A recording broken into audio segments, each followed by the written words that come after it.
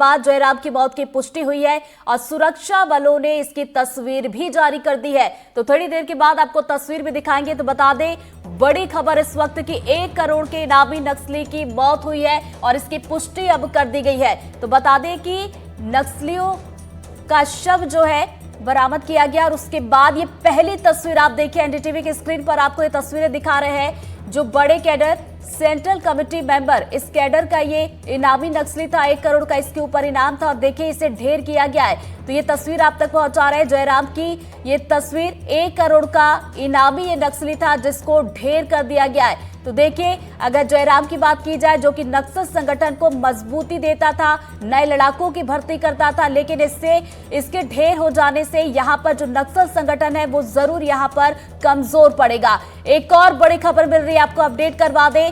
नक्सलियों से एनकाउंटर से जुड़ी ये बड़ी खबर है, जहां नक्सलियों से मुठभेड़ में सुरक्षा बल का एक जवान घायल हुआ है। तो मुठभेड़ में घायल जवान का नाम धर्मेंद्र भोई बताया जा रहा है। तो आपको बता दें कि रविवार सुबह से रुक रुक कर ये फायरिंग हो रही थी, कई घंटे बीत चुके, लगातार ये मुठभेड़ चल रही है और इस बीच ये बड़ी खबर, जहां नक्सलियों से मुठभेड़ में सुरक्षा बलों का एक जवान घायल हुआ है। घायल जवान का नाम धर्मेंद्र भोई बताया जा रहा है। तो बड़ी खबर आप तक पहुंचा रहे। पहली तस्वीर आप देखिए, जो नक्सली कैडर, जी हाँ, बड़े नक्सली कैडर का जयराम, जिस पर 1 करोड़ का इनाम था, इसे ढेर कर दिया गया है और शव बरामद कर लिया गया है। पहचान हो गई है, मौत की पुष्टि कर दी गई है। तो वही दूसरी बड़ी खबर, जहां पर यह एनकाउंटर चल रहा है उसमें सुरक्षा बल का एक जवान घायल हुआ है। तो घायल जवान का नाम धर्मेंद्र भोई बताया जा रहा है। और आपको ये भी बता दें कि ये मुठभेड़ जो है अभी भी चल रही है और अलग अलग राज्यों की जो टीम है, 1000 की संख्या में ये जवान है जिन्होंने इस इलाके को पूरी तरीके से घेर रखा है। नक्सली यहां पर छिपे हुए थे और उसके बाद देखिए यहां पर एक बड़ा सर्च ऑपरेशन चलाया गया और ये तस्वीरें लगातार आप तक पहुंचा रहे। बड़ी खबर इस वक्त की गरियाबंद एनकाउंटर से जुड़ा एक बड़ा अपडेट, जहां पर ये तस्वीरें देखिए एनडीटीवी पर पहली तस्वीर आप तक पहुंचा रहे, जहां पर एक जयराम की बात की जाए जो कि एसएससीएम सेंट्रल कमेटी मेंबर ये था, बड़ा कैडर, और इस कैडर की अगर बात की जाए तो 1 करोड़ का इनाम इसके ऊपर था और अब देखिए इसके शव को बरामद कर लिया गया और मौत की पुष्टि भी कर दी गई है। ज्यादा जानकारी के साथ सहयोगी पंकज हमारे साथ जुड़ गए, सीधा उनका रुख करेंगे। पंकज, एक बड़ी सफलता है, जयराम जो कि एक बड़े कैडर का नक्सली था, नक्सल संगठन को मजबूती देता था, जाहिर सी बात है इसके मारे जाने से संगठन यहां पर कमजोर पड़ेगा।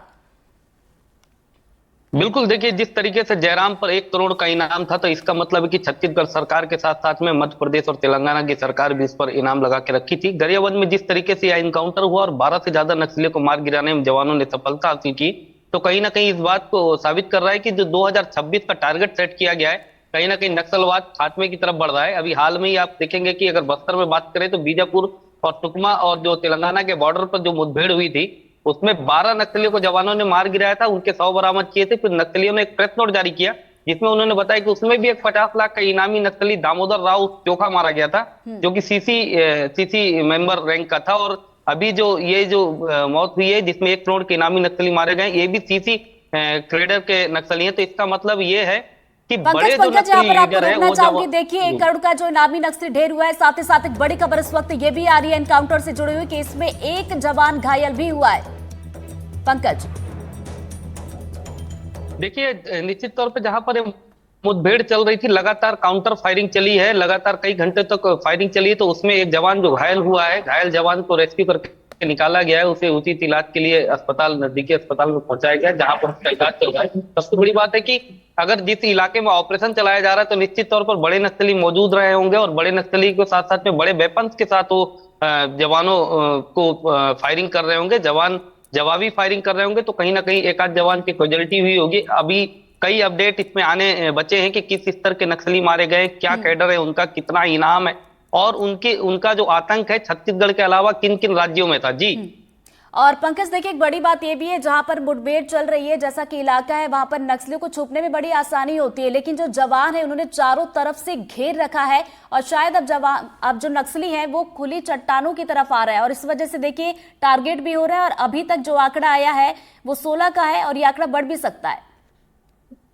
बिल्कुल आंकड़ा बढ़ेगा इसमें, क्योंकि दरअसल जिस इलाके में नक्सलियों की मौजूदगी है उस इलाके में जवान चारों ओर से उन्हें ट्रैप करके घेर के रखे हैं। जवान उन्हें मैदानी इलाके की ओर बढ़ने को मजबूर कर रहे हैं। जैसे ही नक्सली मैदानी इलाके में आएंगे और वहां पर अगर सामने से अगर फायरिंग होगी तो नक्सलियों को और बड़ा नुकसान उठाना पड़ेगा। सबसे बड़ी बात बिल्कुल मैं बड़ा बता दूं नुकसान कि यहाँ पर नक्सली उठाना पड़ेगा। पंकज, दोबारा आपके पास लौटूंगी। जुल्फिकार हमारे साथ जुड़ गए, सीधा उनका रुख करेंगे। जुल्फिकार, देखिए लगातार अब ये आंकड़े बढ़ रहे हैं। शुरुआत में हम बता रहे थे 12 नक्सलियों को ढेर किया गया और अब ये आंकड़ा 15 के पार जा चुका है।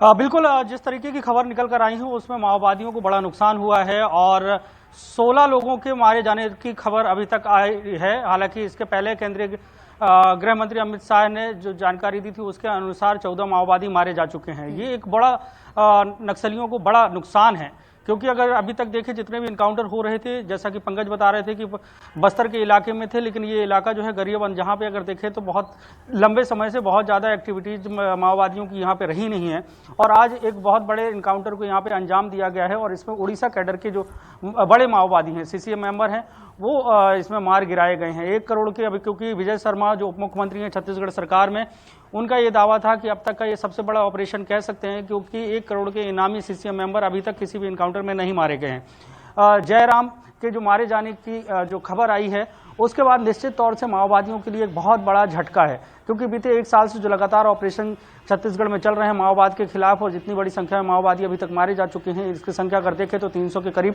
अब तक पहुंच चुकी होगी माओवादियों के खात्मे की। तो केंद्रीय गृह मंत्री अमित शाह का जो दावा है कि मार्च 2026 तक छत्तीसगढ़ ही नहीं पूरे देश से माओवाद को खत्म करना है, उसके लिए एक बहुत बड़े ये सफलता है।